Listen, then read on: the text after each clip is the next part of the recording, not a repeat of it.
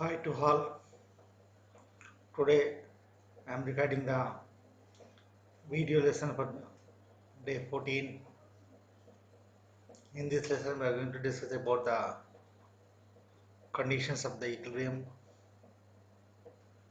and other related things, and we also solve some of the problems on the components of the forces and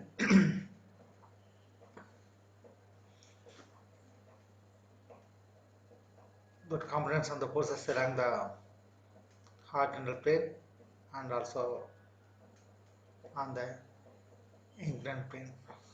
So for this, I have prepared a PPT. Now I am sharing the PPT, and with the help of the PPT we will go into the lesson.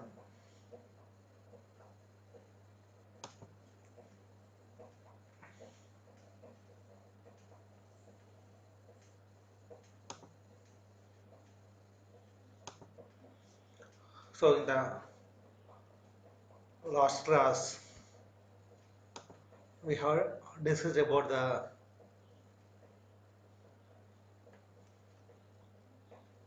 principle of resolution resultant of the two concurrent forces when acting in the same direction and also in the opposite direction, and this resultant of the collinear forces with the inclined angle will be found by using the parallel law of forces, and also we have defined the equilibrium. So,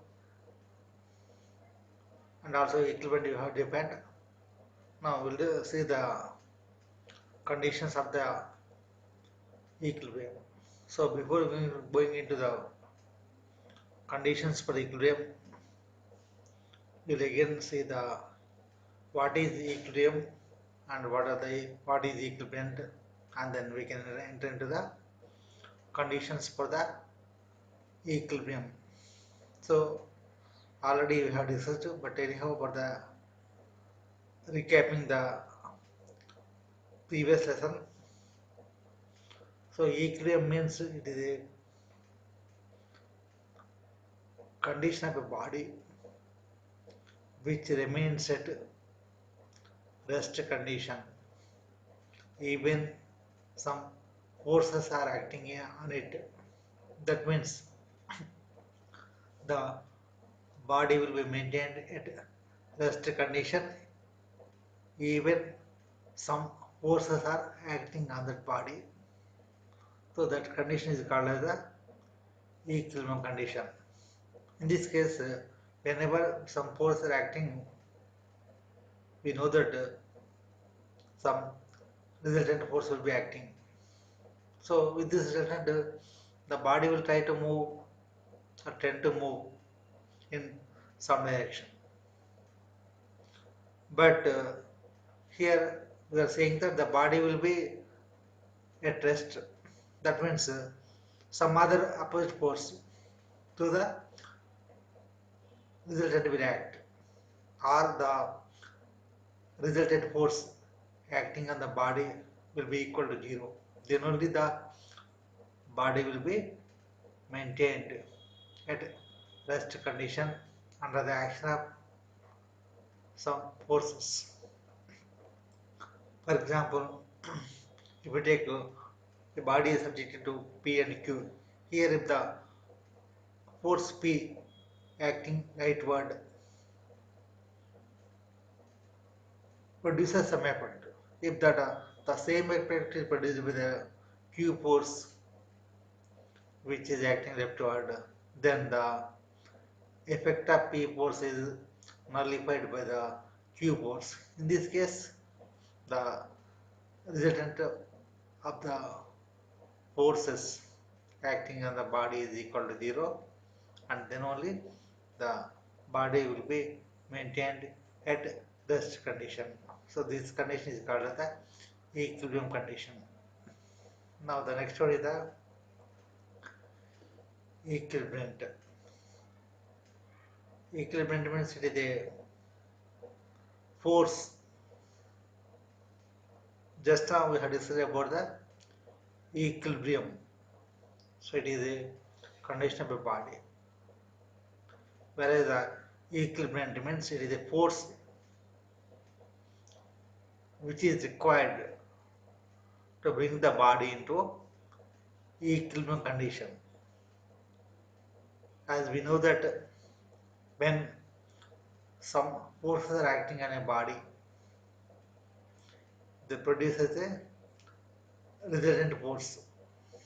The resultant force is nothing but a single force which is having the combined effect of all the forces, and that force will surely have some magnitude, and also it will act with some direction. So that resultant force will have both magnitude and direction.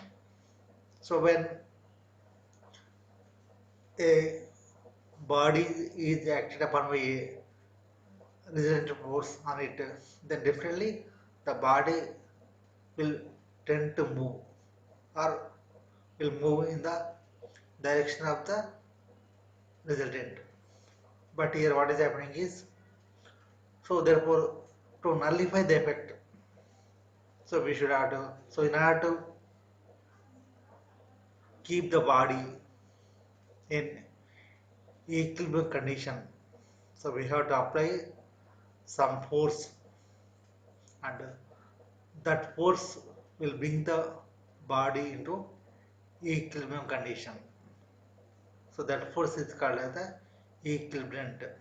So equilibrant is nothing but a force which is required to apply to a body to bring the body into equilibrium condition when it is acted upon by some forces. So this, as we know that equilibrant is nothing but, so this is the magnitude of the equilibrant is exactly equal to the that of the resultant force, but it should act exactly opposite to that of the resultant force. So equilibrant force is nothing but a, the magnitude, it is equal to the resultant force, but it will act exactly opposite to the direction of the resultant force in order to bring the body into equilibrium state. So ultimately the equilibrant and resultant act along the same straight line but in opposite directions. Now, so this is about the equilibrium. So it is a condition of a body, and equilibrant, it is the force which will bring the body into equilibrium condition even it is acted upon by some forces. And next we will move to the conditions for equilibrium. So we know that when a body is acted upon by some coplanar forces, then in order to maintain that body in equilibrium condition, so it should satisfy some conditions. So whenever a body is maintained at equilibrium condition, even it is acted upon by a number of forces, then it should satisfy some of the conditions. So they are called as the conditions of the equilibrium. So it is also called as the conditions for equilibrium. And these conditions are very important, and they will play very crucial role in finding out the resultant of a force system. So when some number of forces are acting, then we are in some cases we are required to find out the resultant of the force system. In that case, these conditions of the equilibrium will play important role, and sometimes these conditions will be useful to find out the unknown forces. Now, as we know that what is the equilibrium? When a body is maintained at static condition or at rest condition, or it is not moving, even it is acted upon by number of forces, that condition is to be called as the equilibrium condition. So whenever a body is under equilibrium condition means, so it will satisfy the following conditions. The first one is the algebraic sum of the horizontal components of all the forces must be equal to 0. Here what is happening is, we know that the resultant force acting on the body will be equal to 0. So whenever the resultant force is equal to 0, the resultant force will be having the two components. One is the horizontal component and second is the vertical component. So the algebraic sum of the horizontal and vertical component will be the magnitude of the resultant. So whenever the resultant force acting on the body is 0, that means the horizontal component must be equal to 0, and also the vertical component must be equal to 0. So that is nothing but the, and also it does not cause any movement, because when all the forces are acting, some forces may will cause positive movement, that is anti-clockwise, and some forces may cause the negative movement, that is clockwise. However, the positive movements and the negative movements will be equal to the algebraic sum of the positive moments and negative moments must be equal to 0, or the sum of the clockwise moments must be equal to the sum of the anti-clockwise moments. In that case also the total effect of the moments caused by the force must be equal to 0. So these are the three conditions. The first one is the algebraic sum of the horizontal components of all the forces must be equal to 0. That is sigma f, it is denoted by sigma fh is equal to 0. H means the horizontal components, or sometimes in some books it is denoted with the letter x. So that is sigma fx is equal to 0. Whether it is fh or fx, it must be equal to the sigma of horizontal components of all the forces must be equal to 0. Here the figure 8, the body is shown and it is acted by the two forces. So one force P is acting to the rightward and Q is acting on the leftward. So here what is happening is, the whatever the effect produced with the P must be nullified by the force Q, or force P minus force Q is equal to 0. That is the meaning. The next one is the next condition is the algebraic sum of vertical components of all the forces must be equal to 0. That means the forces which are the sum of the components of the forces which are acting in the vertical direction must be equal to 0. So here another body is shown. Here only two forces are acting. The P force is acting upward and Q force is acting downward. Here the vertical force P is acting upward is positive, and the another vertical force Q is acting downward is negative. So P minus Q is equal to 0, or the whatever the effect produced the P must be nullified by the force Q, and so it is denoted by sigma Fv is equal to 0, or here V stands for the vertical, and in some other books it is denoted with the letter Y also, that is y-axis. So sigma Fv or sigma Fi is equal to 0. So this is called as the algebraic sum. Algebraic sum of the vertical components of all the forces must be equal to 0. The third condition here, so whenever a body is acted upon by some forces, then some force may produce clockwise movement too, and it will have some magnitude, and other force may produce the anti-clockwise movement, and it will have some other magnitude. However, for the problems, the anti-clockwise movement is taken to be positive, and clockwise movement must be taken as negative.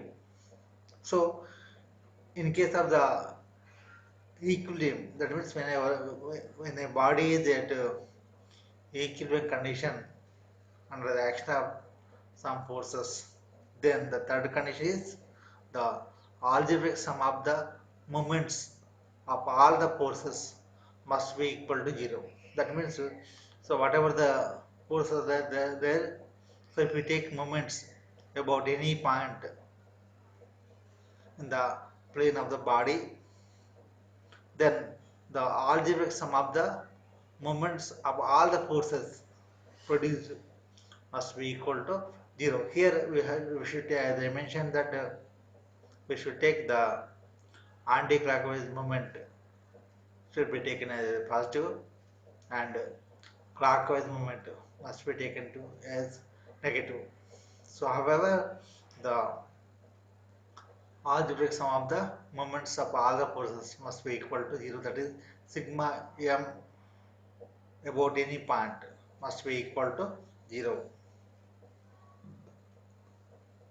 And here, if we take, so you must remember the, so whenever a body is under equilibrium condition, means it should satisfy some conditions. The first condition is the algebraic sum of the horizontal components of all the forces must be equal to 0. That is sigma Fh is equal to 0. And second condition is the algebraic sum of the vertical components of all the forces must be equal to 0. That is sigma Fp is equal to 0. And the third condition is the algebraic sum of the moments of all the forces must be equal to 0. That is sigma m about any point must be equal to 0. So these are called as the conditions of the equilibrium, and they are very much useful to find out the unknown forces whenever it is active by some forces, and in the problem they may give some forces and we are supposed to find out the some unknown forces. So by equating these conditions we can able to find out, or even the resultant can be found by finding the sum of the, that is sigma fh and sigma fp. Now, so this is the force P and force Q are given. So here in the previous conditions we have discussed about the horizontal and vertical components. Already we have studied about the horizontal component and vertical component of a force. However, so it is clearly mentioned here.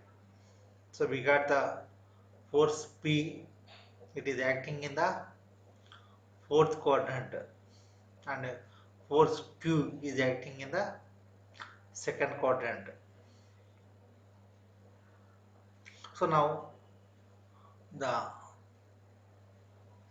P is resolved along the x-axis and also y-axis. Here the component of the force P along x-axis is called as the pH. It is also called as the horizontal component. The other name is the x component of the force P. Similarly, the Q force for the Q also we have to resolve into two components. So one is along the x-axis, the other is along the y-axis. So QH is called as the horizontal component of the force Q. So it is also nothing but the x component of a force Q, and QB is called as the vertical component of the force Q, and it is nothing but the y component, that is the component of the force Q along the y axis. So here when the P and Q forces are acting, the PH and QH, they are called as the horizontal components, and PV and QV are called as the vertical components of the given forces P and Q. And here we must note that when the pH is acting rightward, it is taken to be positive, and if any component of force is acting leftward, it is taken to be negative. Similarly, if any component is acting towards upwards, that is positive y direction, it is taken to be negative positive, and if any component of force is acting downwards vertically, that is nothing but the negative direction, negative y direction, so it is taken to be negative. So here the pH is positive and QH is negative, and the QV is positive and PV is negative. Like this, we have to work out the problems. The sign convention also very important. Next, we'll go to the example problems. So here,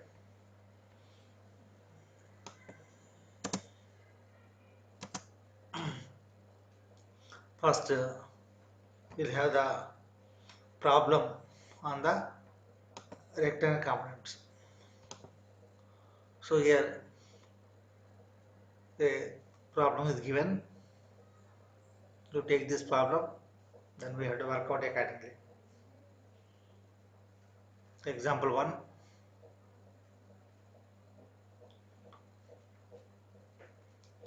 Find out the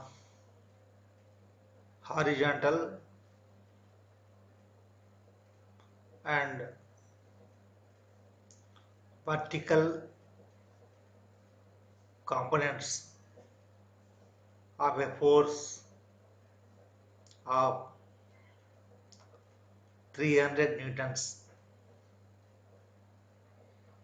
acting on a body at an angle of 60 degrees with vertical. So this is the problem given, and here the a force is acting, and the angle of the force is given with vertical. So we should not confuse. So always we should take the angle from the horizontal. That is only the x-axis. Horizontal means x-axis. So we have to find out the horizontal component and also the vertical component. of the given force of 300 newtons, which is making an angle of 60 degrees with the vertical. So now this is the solution. The solution, first of all, we should write down the given data. Here the magnitude of the force F is equal to 300 newtons. The next one is they said that the given force is acting at an angle of 60 degrees with vertical. So that is the direction. So theta is equal to 60 degrees with vertical. But here always we should take the angle from only x-axis, not from the y-axis. If at all in the problem the given means we have to convert that angle with horizontal. So here the theta is given as 60 degrees vertical. So that is nothing but the, because the angle between the x-axis and y-axis is 90 degrees. So the angle made with the horizontal is nothing but the 90 minus 60. It becomes 30 degrees. So here the theta becomes 30 degrees with horizontal. So this is very important. And we should not confuse. Generally, they will give the angle with horizontal. If it is not mentioned means we can simply take and assume that it is with horizontal. But when it is mentioned horizontal, it is no problem. And in some cases like this, they may give the angle with vertical. In that case, you should take the angle only from the horizontal by converting that angle. So here the theta is equal to 30 degrees. Now in the figure 1, we have shown the force F is acting at 30 degrees with horizontal. Now the horizontal component means Fx, that is along the x-axis, and the vertical component means Fy, that is along the y-axis, that we have to find out. So we know that what is the horizontal component. Horizontal component Fx is nothing but the f into cos theta. Here Fx is equal to, f means 300, theta means 30 degrees. So 300 into cos 30, that is also equal to 300 into 0.8660, because the value of cos 30 is 0.8660, and that is equal to 250.89 newtons. So this is the horizontal component of the given force. Next, the vertical component. So here the vertical component of the force F, that is Fy, is equal to F into sine theta. So here F into sine 30. So that is equal to 300 into sine 30. So the sine 30 value is 0.5. Therefore 300 into 0.5. So that is equal to 150 newtons. So this is the vertical component. Now in this problem we have found the horizontal and vertical components of the given force. So we should remember that the horizontal component is equal to f into cos theta, and whereas the vertical component is equal to f into sin theta. Now after this we'll move to the next problem. Now this is the another problem. Here also we will find out that it is a problem to find out the components of the weight. Here the weight is given, so the weight is acting in both directions, that is it is resting on a plane, so it will have the two components. So one is parallel to the plane, the second is the perpendicular to the plane. So we are supposed to find out the components of the force on a inclined plane. So now write down this problem. Example 2, a weight of 2 kilonewtons is supported on an inclined plane whose angle of inclination is 30 degrees with the horizontal. Evaluate the weight components. A. Perpendicular to the plane. B. Parallel to the plane. So this is the problem given. Here a weight, nothing but a force, is supported on a inclined plane. So this is nothing but a force acting on a inclined plane. So here the weight means the weight always will act vertically downwards. But that is the force given, and the inclination angle also given, and we are supposed to find out the two components, that is the component parallel to the plane, the force component, or the weight component along the plane. It is also called as the parallel to the plane. Next one is the weight component perpendicular to the plane, or it is also called as the vertical to the plane. So these two components can be found. So this also similar to the force acting on a inclined plane, and we have to find out the components as usual by using the equations. Now here we have to draw this problem.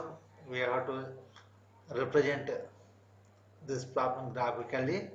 Then we can able to understand in a better manner.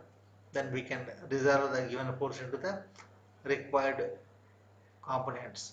So first of all we are write down the given data.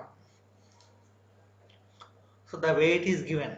So this is here the force is nothing but the weight of the body, and that is equal to 2 kilonewtons. So that is also equal to 2 into 1000, that is 2000 newtons. That is the weight. Next, the angle of inclination with the horizontal plane is given as 30 degrees. So the theta is given as, the plane angle is given as 30 degrees. And so now we can, with this we are supposed to find out the components of the force, that is the weight, component of the weight along the plane or the parallel to the plane, and also the component of the force perpendicular to the plane or the vertical to the plane. So now this is the given problem represented in a graphical way. So we have to draw the figure like this. So first of all, a plane is drawn. The plane is means that plane is making an angle of 30 degrees with the horizontal. So this is a 30 degrees with the horizontal. Now here this is a body resting on the inclined plane. So here the force is nothing but the self weight or the weight of the body is the force. So the weight is given, and here this weight will always, we should note that one of the important thing is that always the weight of the body will act vertically downwards, whatever the position, whether the body is resting on a horizontal plane or whether the body is resting on a inclined plane, then the weight of the body will always act vertically downwards. So generally the weight of the body will act from the center of gravity, that is in this case the midpoint of the body, and acts vertically downwards. So this is the weight. Now here if this is the weight, now here this angle also 30 degrees. So this angle will become the 30. So the right side angle, the vertical, the here what is happening is the angle between the vertical line and right side line, that is W into Y in the figure, will be equal to 30 degrees. Now the weight component of the body perpendicular to the plane means, so W by, so here we got, so this is the vertical component or the component of the body which is perpendicular to the plane. Now this is the Wx is the component of the weight of the body along the plane. So this is the inclined plane, and along this plane this is the Wx will become the component along the plane, and Wy will become the component of the weight perpendicular to the plane. Now here we know that the equation, the weight component that is perpendicular to the plane, Wy is equal to, so this is, so because this is the 30 and this become the this is W, so W into cos 30, that is W into cos theta. Here W value is given and theta value is given as 30 degrees. So W into cos theta, that is becomes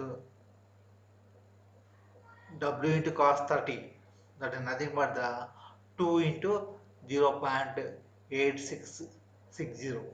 So it becomes the 1.073 kilo, 1.732.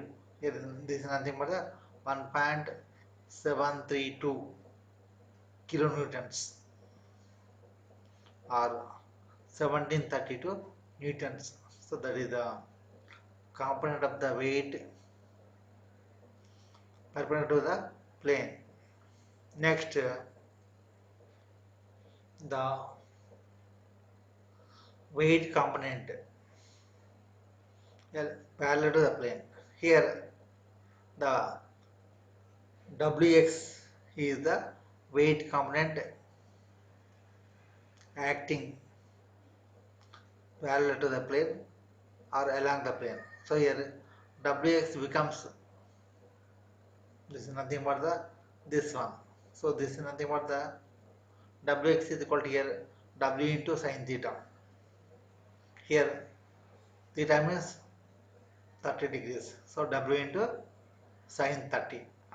So that is also equal to 2 kilonewtons into sin 30. So 2 into 0.5, it becomes 1.0.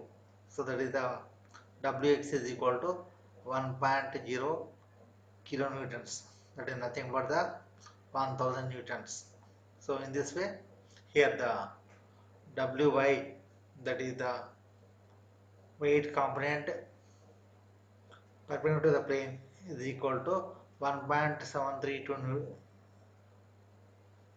kilonewtons, and the weight component parallel to the plane Wx is equal to 1.0 kilonewtons. So in this way we have to find out the components of the forces, whether the body is resting or the force is acting on a horizontal plane or on a inclined plane by using the relation. So and here also we must know that the Wx is acting downwards, and similarly the Wy is acting also downwards. So here the Wx also negative and Wy also negative, because it is the weight is always will act downwards.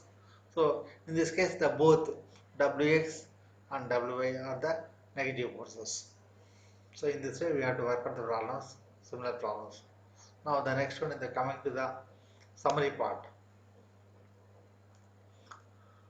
So in this class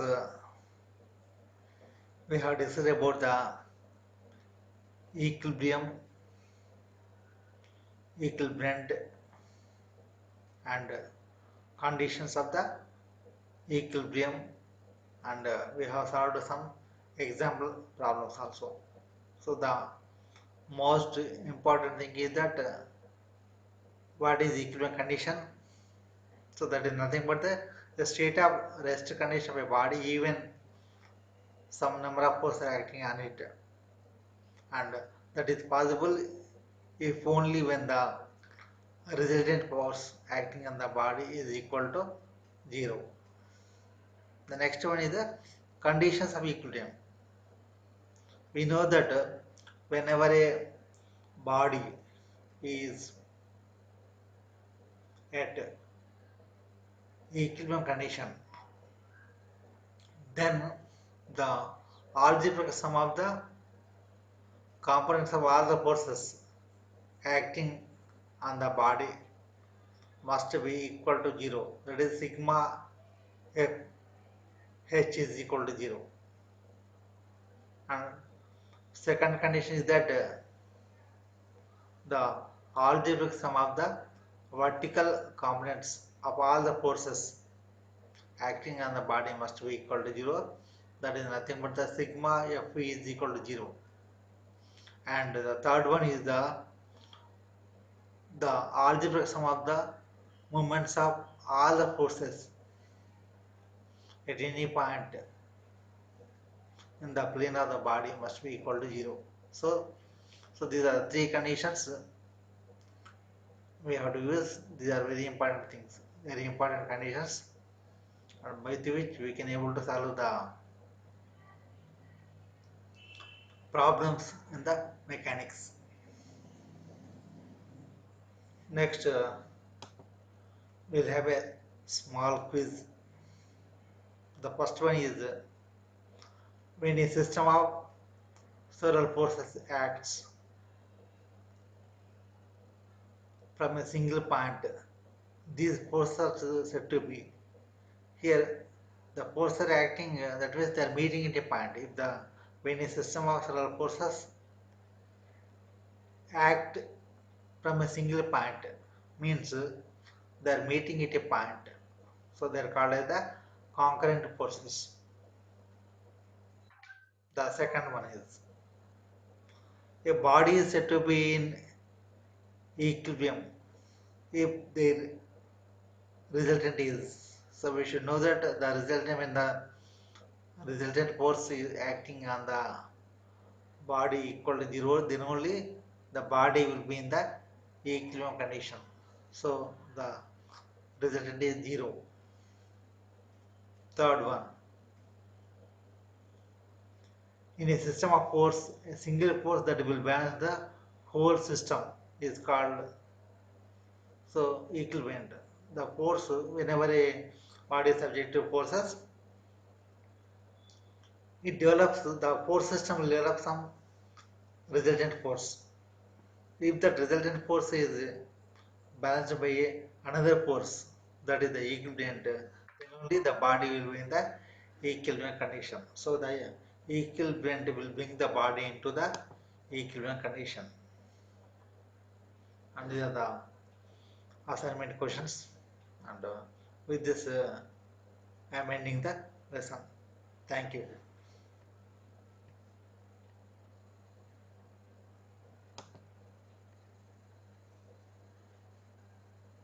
Thank you all.